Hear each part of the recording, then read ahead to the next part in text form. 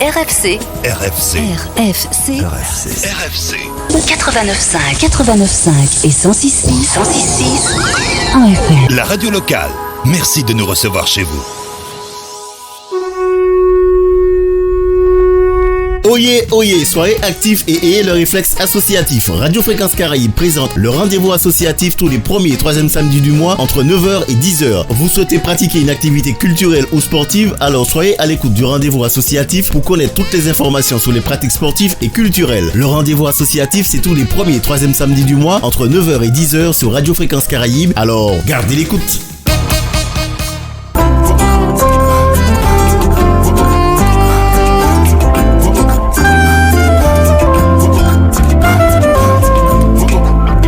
Mesdames, Messieurs, bonjour, belle bonjour tout le monde, comment allez-vous? J'espère que vous allez bien ce samedi matin.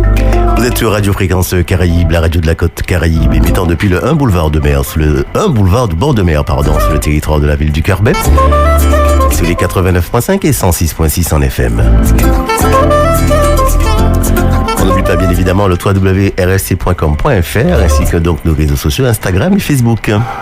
Donc d'ailleurs vous allez voir les visuels du rendez-vous associatif où nous recevons tous les premiers et troisièmes samedis du mois les associations de la ville du Carbet en partenariat avec la commission vie associative de la ville du Carbet représentée aujourd'hui par Déborah. Bonjour. Oui, bonjour Marco, bonjour à tous les téléspectateurs. J'espère que vous êtes en pleine forme ce samedi matin. Eh bien oui, comme à l'accoutumée, tous les premiers et troisièmes samedis du mois, on donne l'opportunité à nos associations de parler de ce qu'ils font et vous donner les coordonnées pour que vous puissiez, pourquoi pas, intégrer ce beau tissu associatif. Très bien. Et nous allons donc saluer la première association présente. Donc c'est l'Intersport. Qui dit Intersport dit sport. Bon. L'Interclub, pourquoi je fais de la pub? L'Interclub, pardon, avec Marius. Bonjour Marius. Bonjour Bill, bonjour aux auditeurs et auditrices de Radio Fréquence Caraïbe en ce samedi matin. Très bien. Meilleur vœu aussi évidemment radiophonique à tous les auditeurs, à toutes les associations, bien évidemment. Donc le rendez-vous associatif avec l'Interclub. Donc voilà, donc avec Marius, c'est une grande dame, on peut dire aujourd'hui. Marius, vous avez déjà quelques années d'expérience, en tout cas d'activité.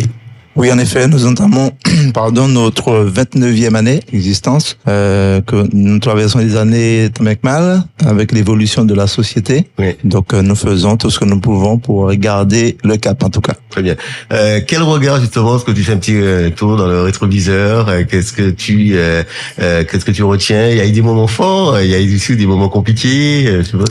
Oui, en effet. Alors, comme toute association, nous avons connu de bons moments. Nous continuons à en avoir. Maintenant, tu me demandes mon regard dans le rétroviseur. Effectivement, nous constatons au niveau de l'association, puisque je ne suis pas tout seul, que les choses ont beaucoup changé. Les mœurs ont évolué, la société a évolué, la communication a évolué. Donc, nous tâchons de nous adapter de manière à ce que déjà que l'association perdure, et puis en fait que nous aussi nous gardions les objectifs que nous nous sommes fixés depuis la première année, c'est-à-dire l'encadrement de tout un chacun. Très bien.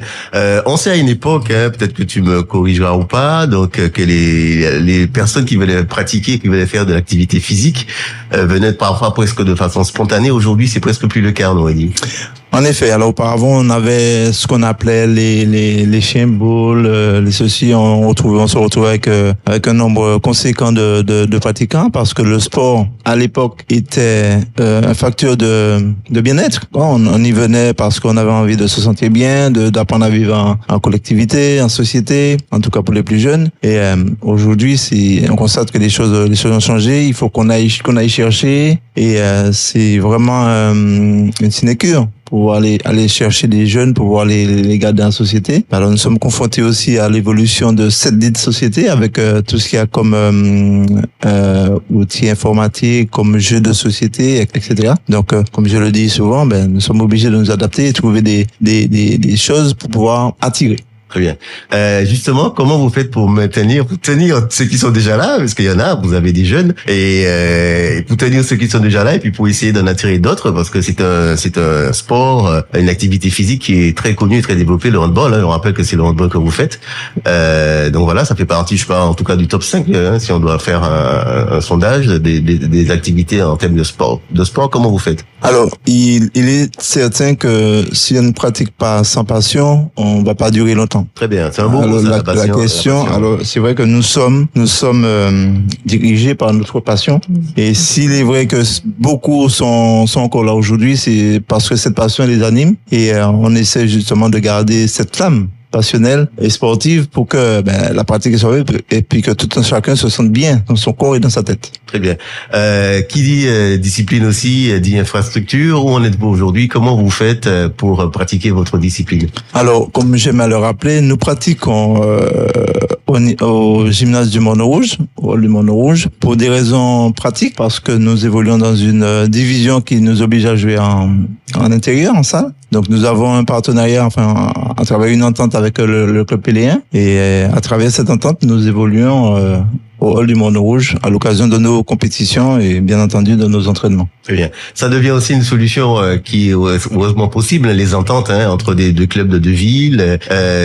Comment ça s'est passé? Pourquoi le Mono-Rouge et comment ça se passe d'ailleurs? Alors, nous avons été précurseurs en la matière puisque nous étions déjà dans l'optique de voir de l'évolution des choses. Nous avons été la première association, le premier club à créer une entente au sein de la Ligue de handball de la Martinique. D'accord. Nous l'avions fait à l'époque.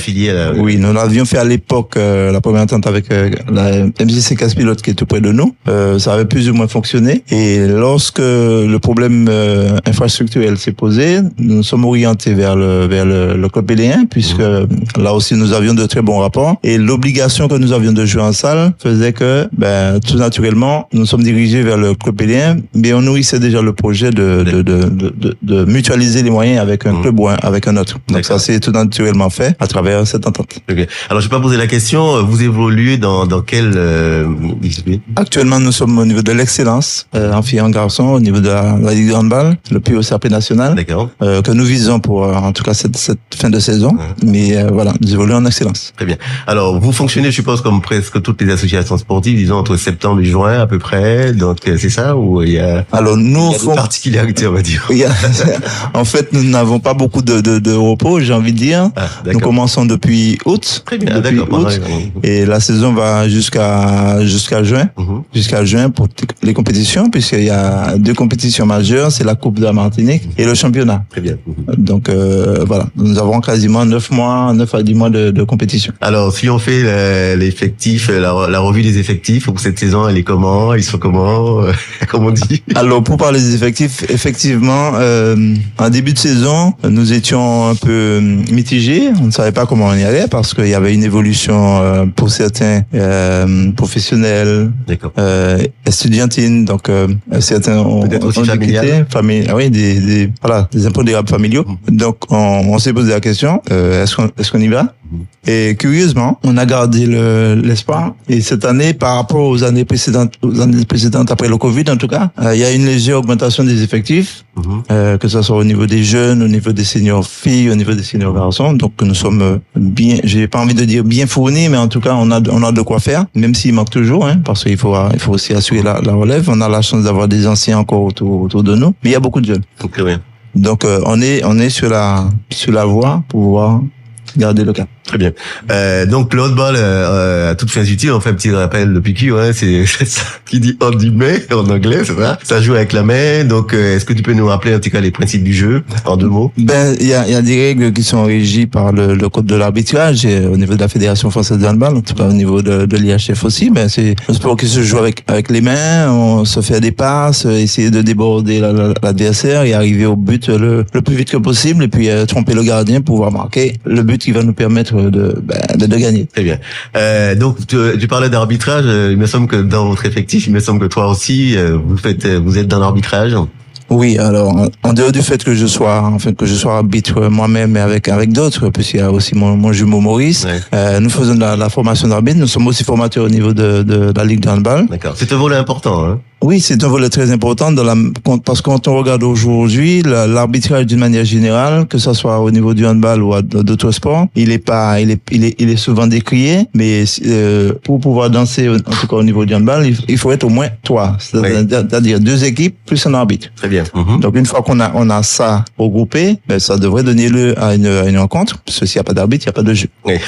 Évidemment, on peut pas jouer. Voilà, puisque chacun ne peut pas mettre ses règles au cours d'une rencontre. Évidemment. Donc il y a un directeur ou une directrice de jeu, et il le faut, puisque il faut bien que les règles du code de l'arbitrage soient respectées. Évidemment, mot très important à respecter. Alors c'est aussi, je suppose aussi, tu me corrigeras s'il le faut ou pas, de la formation continue.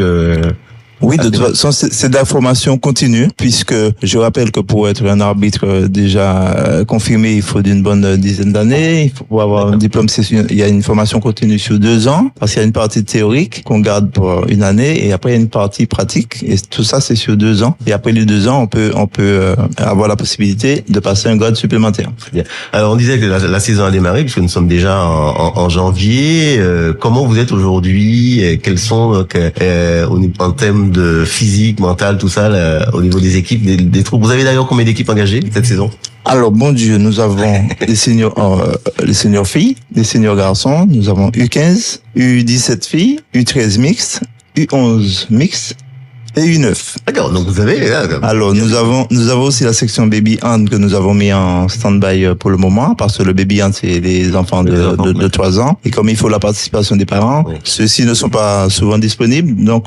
puisqu'il faut que l'enfant s'amuse, en fait, puisque c'est du ludique avec ses parents. Dès lors que le parent ne peut pas se rendre disponible, on ne peut pas non plus faire ça. Donc, cette section est en stand-by pour le moment. Je ne dis pas pour la fin de saison, mais pour le moment. Très bien. Et donc oui, vas-y. Donc, concernant la partie physique, quand j'ai dit tout à l'heure qu'on commence depuis août, ça veut dire que depuis août, la préparation physique est faite, de manière à pouvoir traverser la saison sans blessure. Parce que un athlète qui n'est pas bien préparé, c'est un athlète qui ne pourra pas terminer sa saison et qui risque de se faire mal de manière longue. Ouais, faut pas penser à la légère.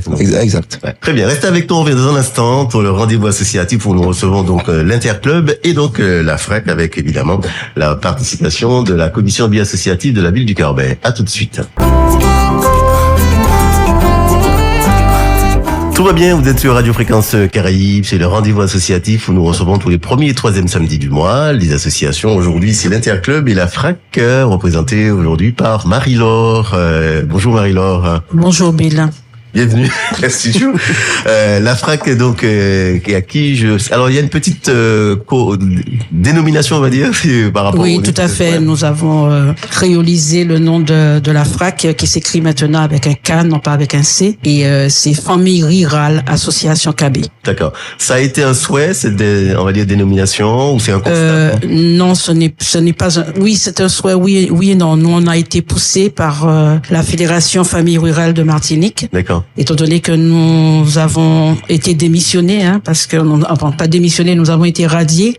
Pendant le Covid, on n'a pas œuvré, donc on n'a pas demandé des cotisations. Et la fédération nous avait demandé de demander aux membres des cotisations, donc on a refusé. Et quand on fait un refus de payer ses cotisations, la fédération, l'article qui est, on est radié. Donc on a préféré être radié au lieu de demander des cotisations pendant le Covid.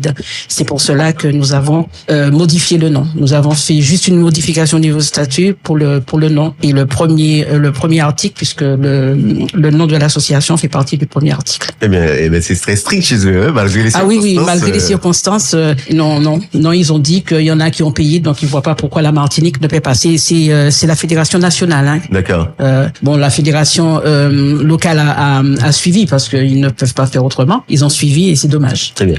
Aujourd'hui, les choses se sont arrangées ou vous êtes toujours Eh bien non, on ne fait plus partie de cette fédération. Donc nous sommes revenus simple association familiale. J'ai reçu l'agrément de l'UDAF Martinique, puisque c'est l'UDAF qui chapeaune toutes les associations de Martinique. Donc l'agrément de l'UDAF me suffit largement. Je verrai.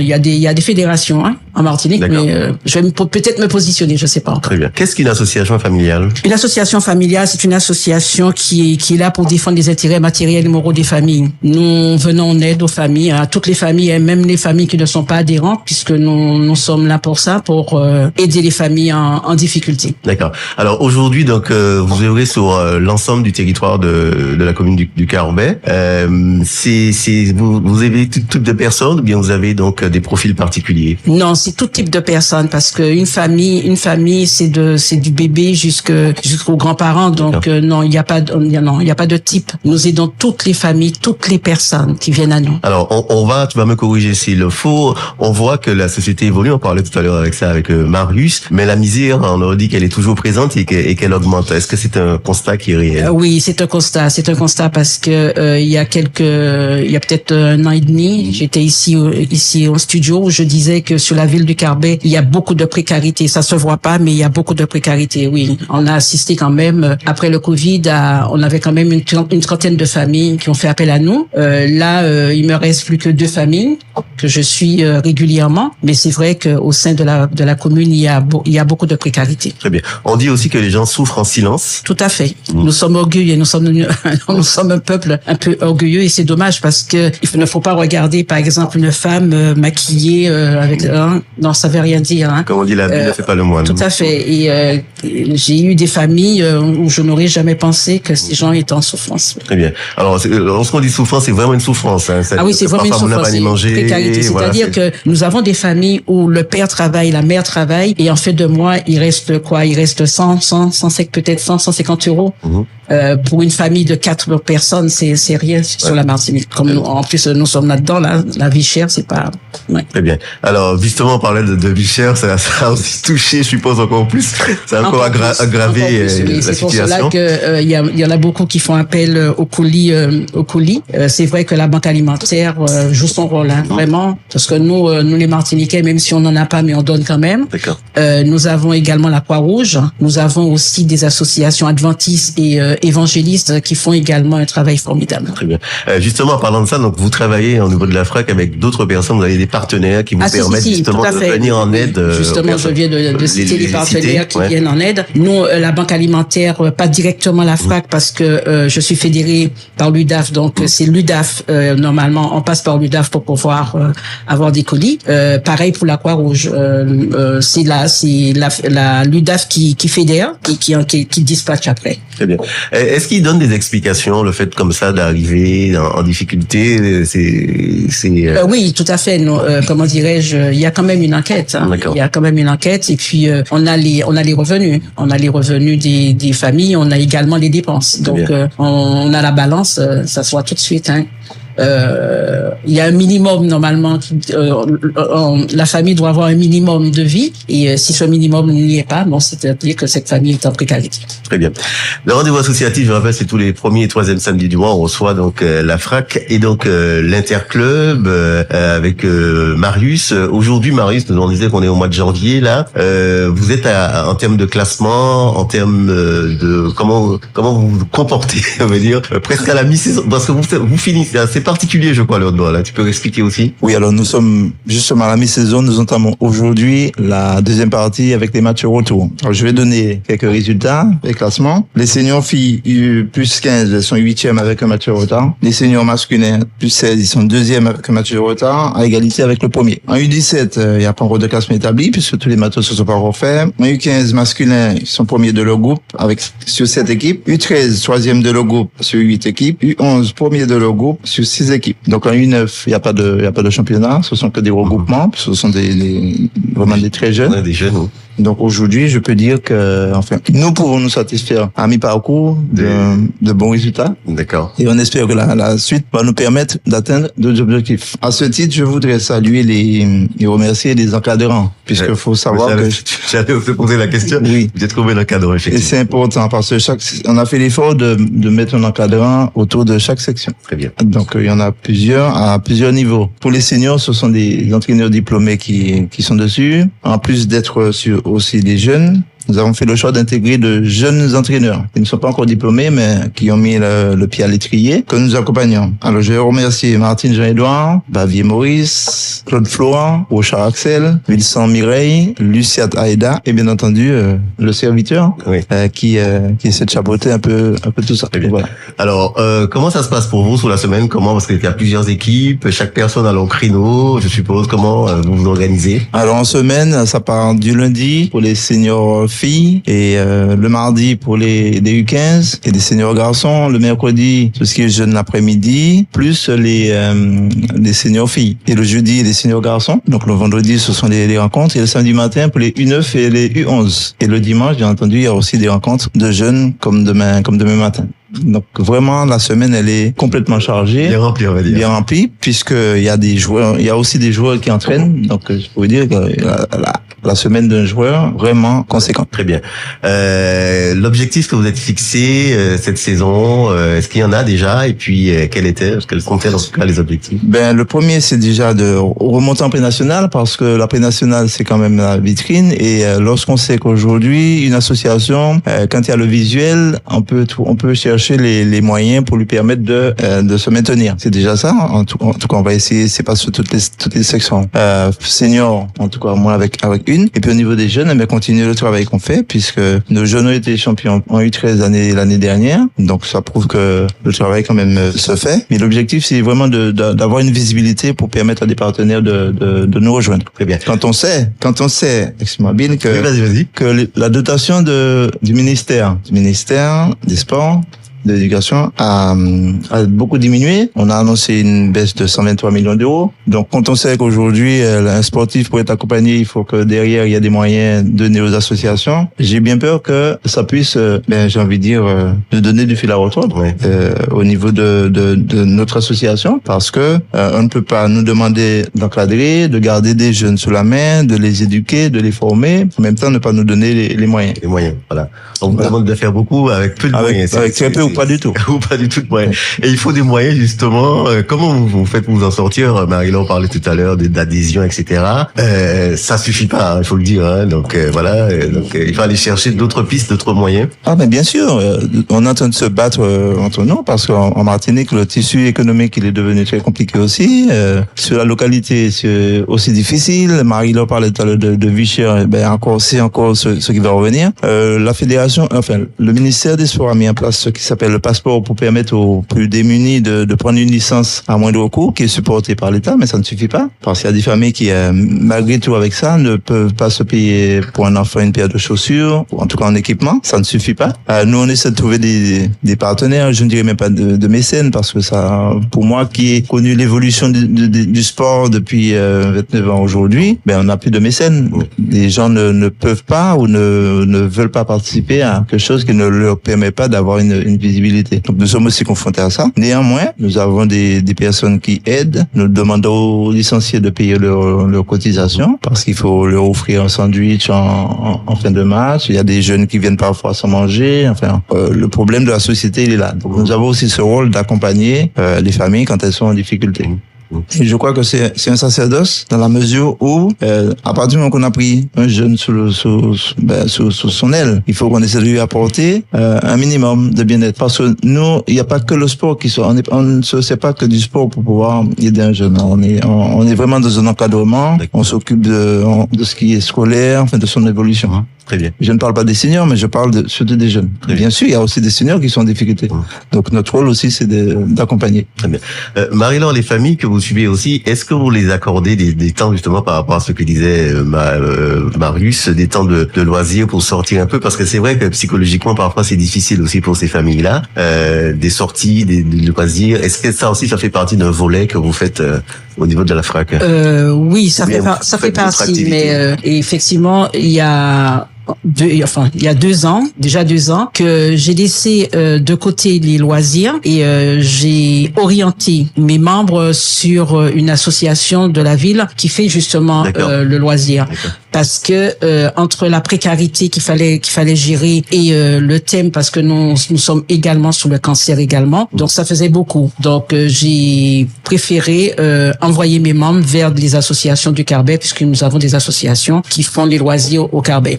mais je serai obligée à partir de cette année de reprendre mes activités propres, parce que ça fait partie des statuts et je dois normalement respecter les statuts. Très bien, donc ça devrait se faire cette année. Ah oui, tout à fait, parce que là on a vraiment repris, puisque là comme tu le savais, on était en litige, donc c'est réglé, et là l'association doit normalement repartir sur les rails. C'est le bon rail, on va dire.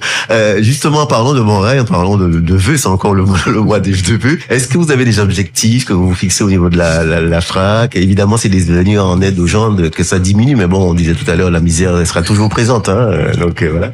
Puis écoutez, on va mettre des choses en place. Oui, nous allons mettre quand même des ateliers, parce que on a remarqué que il y a des familles qui ne savent pas gérer le budget. C'est-à-dire que on peut être en précarité, oui, mais il faut savoir gérer son budget. Donc je pense que nous allons mettre en place des ateliers pour pouvoir permettre aux familles de venir et savoir comment gérer un budget, parce que on peut pas dépenser comme ça, parce que vu les circonstances de la vie en ce moment, il faut savoir gérer un budget. Donc nous allons mettre ces ateliers en place, et puis nous allons continuer à œuvrer avec les personnes âgées, parce qu'il faut également les encadrer également, parce qu'il n'y a pas beaucoup de loisirs, il n'y a pas beaucoup de choses mises en place sous la ville pour les personnes âgées, donc on va continuer. Et puis mon objectif, c'est accompagner les malades du cancer. Ouais, on en parlera dans un instant. Est-ce que tu fais aussi ce qu'on appelle des suivis, des suivis réguliers? Tu parlais tout à l'heure de mettre en place des ateliers, mais les gens qui, une fois que vous l'avez vu, ils ne sont pas lâchés comme ça, je vais dire, pour savoir tout à fait. Une fois qu'on aura mis en place des ateliers, à ce moment-là, on va pouvoir les suivre. Oui, nous avons le personnel en place pour cela. On va continuer à suivre des familles. On va pas les lâcher comme ça, parce que c'est vrai, en atelier, on montre comment il est sur le terrain. Il faudra également, par exemple, faire les courses avec eux et nous dire non, tu n'as pas besoin de ça, oui, tu auras besoin de ça. Bon, c'est vrai que c'est tout un travail qu'il faudra mettre en place. Bien.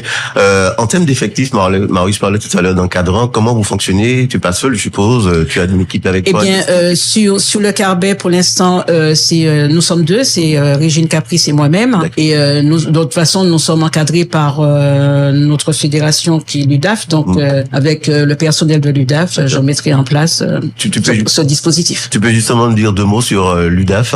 Alors, l'UDAF Martinique, c'est l'Union départementale des associations familiales. C'est cette fédération qui fédère toutes les associations familiales. Très bien. Donc, dans toute la Martinique, bien évidemment, qui sont basés à la montagne, me semble? Non, ils sont basés sur Fort-de-France. Fort-de-France, d'accord. Oui. De Fort-de-France. Donc, la FRAC, donc, pour cette année, en tout cas, tu parlais de l'atelier à mettre en place. Toi qui as côtoyé comme ça les gens qui sont en difficulté et en misère, il y a des mots comme ça qu'il faut, des mots là particuliers pour les rassurer aussi, parce que c'est ça aussi, quelque part, les rassurer pour leur dire ou amusez pas moi, mais bon, on va s'en sortir, quoi. Il faut faire comprendre aux familles que les familles ne sont pas seules, parce qu'il y a des dispositifs de l'État. Faut dire que l'État met quand même de l'argent sur la table, et il y a des familles qui ne sont pas justement informées. Donc notre rôle, c'est d'informer les familles que vous avez ces possibilités, vous avez ces demandes à faire. Donc, on les accompagne sur des dossiers, et c'est comme ça qu'on arrive à sortir des familles en précarité. Parce qu'il y a des aides, mais qui sont méconnues de la population. Il faudrait les mettre en... C'est vrai qu'il y a beaucoup de, comme on dit, de dispositifs, donc les personnes. Surtout la politique familiale. On a beau dire, la politique familiale, l'État a développé énormément la politique familiale. D'accord. Est-ce que vous faites la question pour les deux parfois, de ce qu'on appelle, il y a des appels à projets qui peut être de la SDIM ou dans le secteur respectif. Est-ce que parfois vous répondez justement à ces appels à projets pour venir justement en aide en fonction des demandes? Oui, moi, on a fait des appels à projets, c'est-à-dire que quand j'étais famille rurale, j'avais fait l'appel à projet. On avait quand même la sécurité sociale, on a la CAF, on avait également le JPROM au niveau du cancer. On a l'ARS. Si on a des organismes où on peut faire des appels à projet, et ces organismes nous accompagnent. Très bien.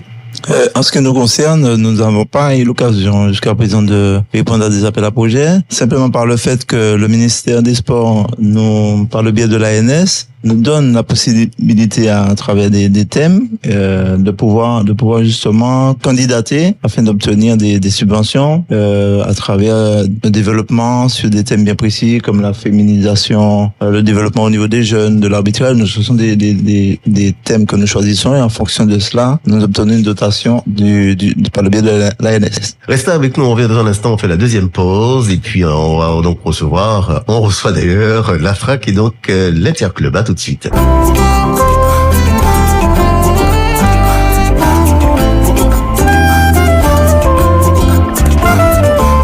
Ça y est, nous y sommes, c'est le rendez-vous associatif comme tous les premiers et troisièmes samedis du mois avec le partenariat de la commission vie associative de la ville du Carbet représentée par Déborah aujourd'hui. Et donc nous recevons donc deux associations avec l'Interclub et donc l'AFRAC. Marie-Laure, on parlait donc tout à l'heure des familles, effectivement c'est le volet où vous venez d'en aide et puis un autre volet, c'est le volet cancer dont aussi l'AFRAC s'en occupe. Oui, tout à fait. Nous sommes Alors, comment ça se passe? Comment vous êtes? Vas-y.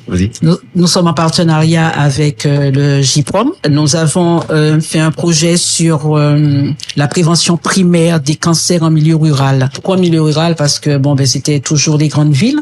Donc on s'est dit on va se pencher sur le milieu rural. Okay. Alors le milieu rural. Donc comment ça vous travaillez concrètement sur ce volet-là, le volet Eh bien cancer? sur ce volet, il y avait 3 axes. Donc on a commencé avec les 8 communes de la Côte-Caraïbe. D'accord. Où on a fait des conférences. Ah oui, je me rappelle, il y avait des... Oui, voilà, tout à fait. Donc, on a fait des conférences. Suite à ces conférences, on a fait des ateliers, puisqu'il y a des gens qui se sont inscrits, on a fait des ateliers. On a formé des personnes pour aller sur le terrain. Et là, en ce moment, sur le 3e volet, on attend justement la mi-septembre de cette année pour pouvoir déployer l'axe numéro 3. Très bien.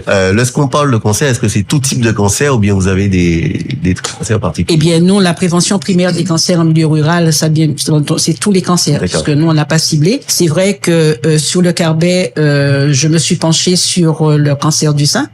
Puisque je suis moi-même concernée, donc c'est un volet qui me tient à cœur. Donc j'ai travaillé énormément sur la prévention pour le cancer du sein. Je suis fière puisque la ville du Carbet est sortie en tête 2 années consécutives. On a eu le premier prix du JPROM et c'était quand même une fierté parce que c'est la ville du Carbet et passé devant des grandes villes comme Fort-de-France, Lamentin et tout. Donc ça prouve que le travail est bien fait. Très bien. C'est vrai qu'en Martinique, les 2 principaux cancers, en tout cas pour la femme, c'est le sein, et puis pour l'homme, c'est la prostate. Il y en a d'autres, hein. Ah oui, il y en a d'autres. Il y en a il y a le côlon, le col de l'utérus, voilà, etc. Oui. Comment ça se passe pour les personnes, donc vous allez chez eux, ils en donnent des entretiens, il y a un suivi? Eh bien non, nous, c'est-à-dire que en tant qu'association familiale, nous avons des familles qui font appel à nous, qui ont un malade. Mais nous, l'association, c'est la prévention, c'est-à-dire que nous faisons des réunions de groupe. Mais les familles font systématiquement, quand nous faisons des réunions de groupe, les familles font appel tout de suite à nous pour nous demander comment faire. Eh bien, nous avons des associations partenaires comme Amazon. Oui, comme Matiti, comme Siparis pour le cancer du sein et chez les hommes. En fait, Siparis, c'est tous les cancers. Oui. Donc, on peut orienter les malades vers ces associations et vers le corps médical aussi. Vers le corps médical, parce qu'il y en a, ils ont le diagnostic, mais ils ont peur. Il y a quand même le suivi. On a fait un énorme progrès sur le suivi des malades du cancer en Martinique. Très bien. Alors, tu parles d'un volet qui est très important. Hein.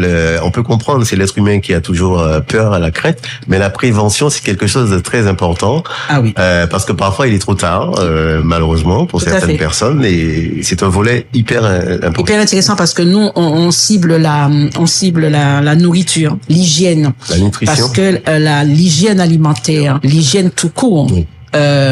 C'est quelque chose de primordial contre le cancer. Parce que si on mange bien, on fait de l'activité physique, on peut éviter, je dis bien, on peut éviter pratiquement tous les cancers. Très bien. Donc il faut avoir une bonne hygiène de vie, comme on dit. Bonne hygiène de vie.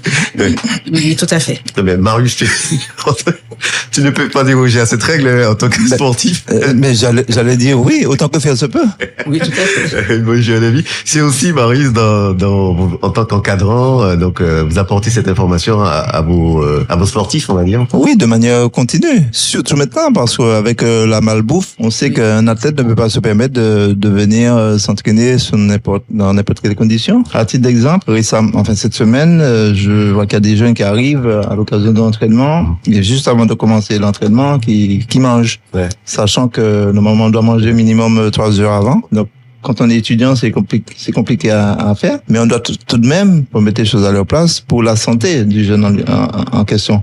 Parce que, avec un risque cardiovasculaire, on n'a pas bien digéré, etc. Donc, ce sont vraiment des vecteurs qu'on doit mettre en avant pour que l'athlète sache. Très bien. C'est des choses, évidemment, à bannir, ne pas manger avant de faire une activité sportive. Marie-Laure, comment ça fonctionne sur la partie volet cancer, sur l'année? Donc, tu me disais qu'il y a des ateliers, il y a des choses, vous allez aussi à la rencontre des personnes. Oui, nous allons sur le terrain, quand les familles font appel à nous. Et, c'est-à-dire que nous, quand on rentre chez les familles, ce qui nous intéresse, c'est le bien-être, parce que pour nous, l'association familiale, c'est le bien-être. Donc, le suivi médical, on sait qu'il y est. Donc là, nous, on s'occupe de la maison, c'est-à-dire voir s'il faut aménager la maison, les besoins de ces familles. Est-ce que les familles pourront faire face, justement, financièrement, si elles peuvent faire face, si le malade lui-même, il a des besoins, parce que des fois ils ont des besoins qui ne disent pas à la famille, mais qui peuvent nous le dire. Donc à ce moment-là, on met en place des choses, mais c'est plutôt le confort. Nous, quand on va chez le malade, c'est plutôt le confort.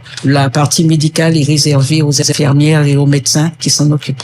On rappelle aussi que ça évolue, dans le bon sens du terme, médicalement parlant. Oui, on a fait de gros progrès en Martinique sur le suivi des malades du cancer. Ouais. Aujourd'hui, donc il y a le plateau technique du côté de la Médard.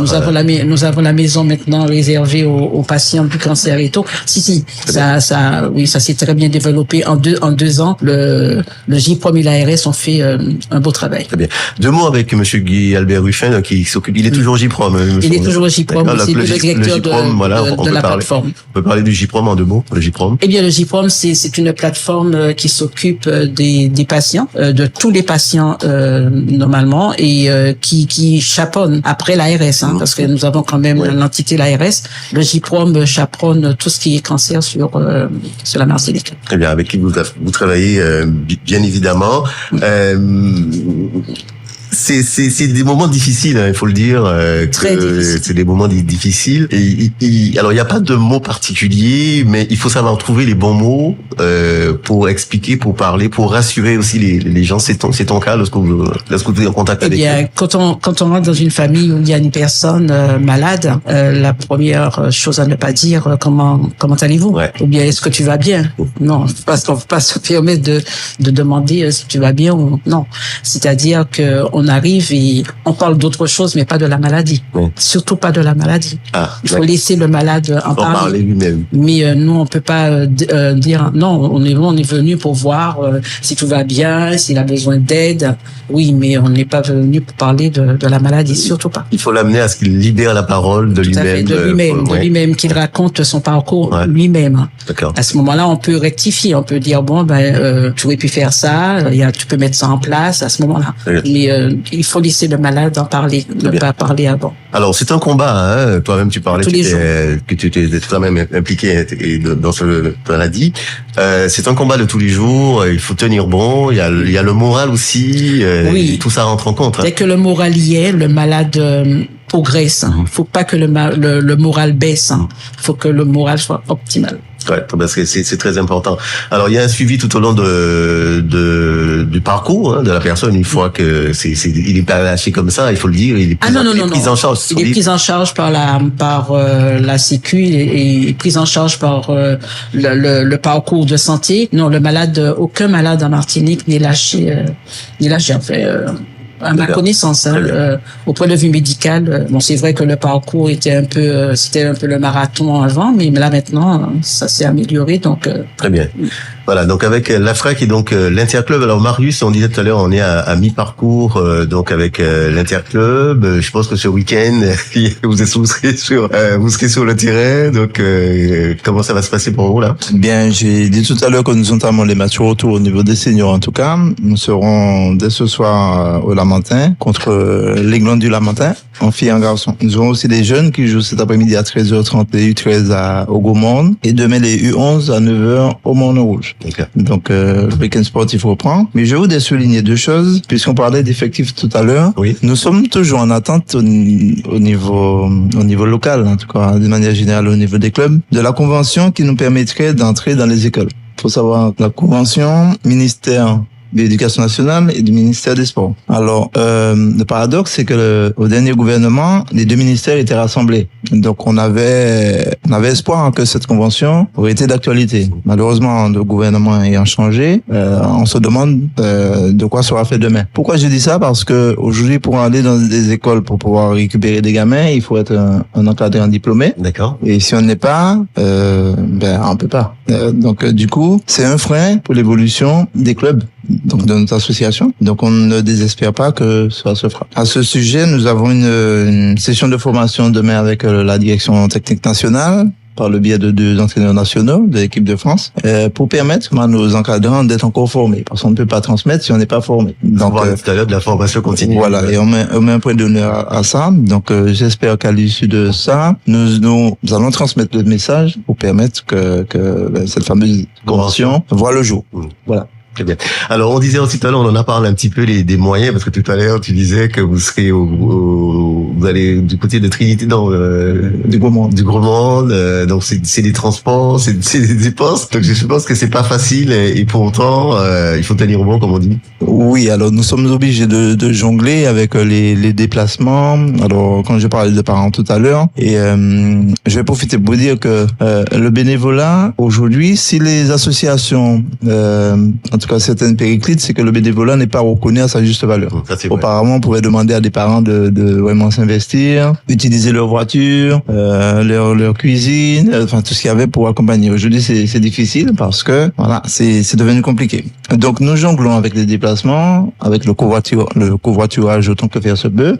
Les seniors, quand ils se déplacent, quand ce n'est pas loin, comme vendredi dernier où on a dû se déplacer à Sainte-Anne, nous avons dû prendre un bus. Donc, quand le déplacement il est loin, on est obligé de s'organiser pour avoir tout le monde sous la main, parce qu'on sait que lorsqu'on se déplace et que tout le monde est à droite à gauche, ce n'est pas forcément une bonne chose, puisqu'il y a des craintes, il y a tout. Donc, on s'organise pour que on puisse se déplacer dans de bonnes conditions. D'accord, très bien.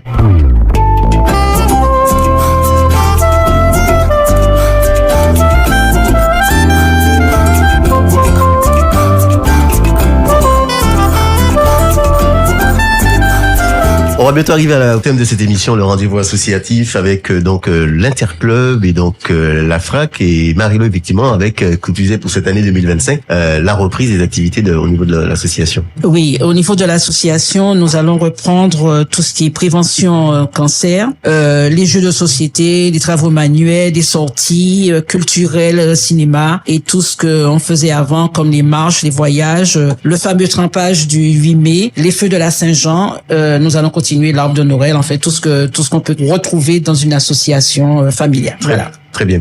Merci donc Marius et Marie-Laure d'être passés dans les studios de Radio Fréquence Caraïbes pour le rendez-vous associatif. Marius, on peut vous souhaiter une bonne année sportive en tout cas. Alors, avant de nous souhaiter une bonne année sportive, je voudrais souhaiter aux présidentes et aux présidents d'association de la ville du Carbet une année sportive, culturelle, avec leurs activités, de sorte que leurs objectifs soient atteints. Et en ce qui nous concerne, oui, je nous souhaite une bonne année sportive. Marie-Laure aussi, donc bon vent, parce que c'est un combat. Et vous avez choisi aussi un domaine difficile pour venir en aide aux familles. On sait que c'est pas facile, donc pas facile. Bon vent.